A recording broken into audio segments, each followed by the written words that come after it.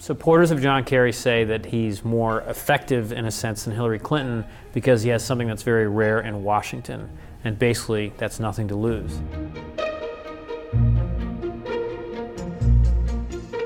John Kerry, in a way, came in with very low expectations in terms of this moment, in that most Americans want nothing to do with foreign policy. Hillary Clinton was this huge sort of political rock star, and John Kerry has none of the sexiness of someone who might, run for president in the future. I think Kerry has put in an incredible amount of travel and shuttle diplomacy. He has revived the Israeli-Palestinian peace process.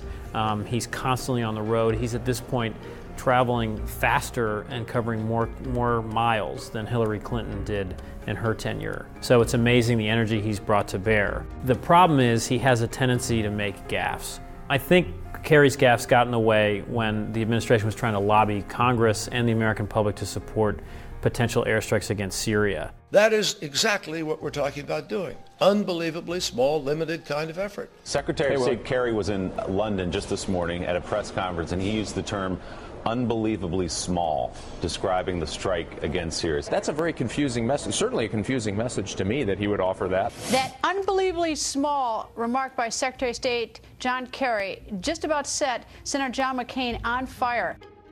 It's not really clear what Kerry is going to accomplish.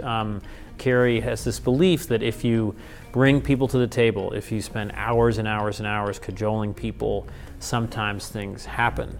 And he, in the words of one of his aides, he will not give up. Critics of John Kerry say that he's a blowhard with sort of an antiquated vision of America's power in the world. Most Americans think that the U.S. really doesn't have much influence in the Middle East anymore, but John Kerry, still has this almost Kennedy-era idealism about him that the U.S. can help stabilize the region. And one other question about Kerry is whether he's so ambitious, and it's all about his ego, according to critics, that he's so desperate for a deal that he'll make a bad deal just to have an accomplishment, just to have something to show for his tenure as Secretary of State.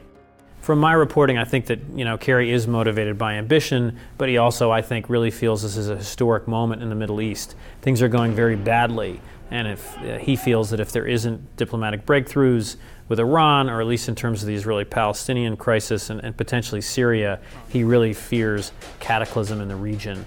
And he talks a lot about how it would be diplomatic negligence if you weren't out there constantly trying to make deals as he is now.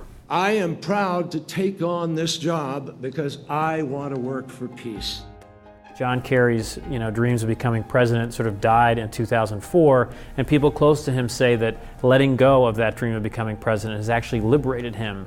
And in a Washington that's so full of sort of calculation and caution, Kerry has this sort of refreshing willingness to take risks, and he's willing to sort of fail publicly and not care because this is his last big chance to make a mark, and maybe a mark on history.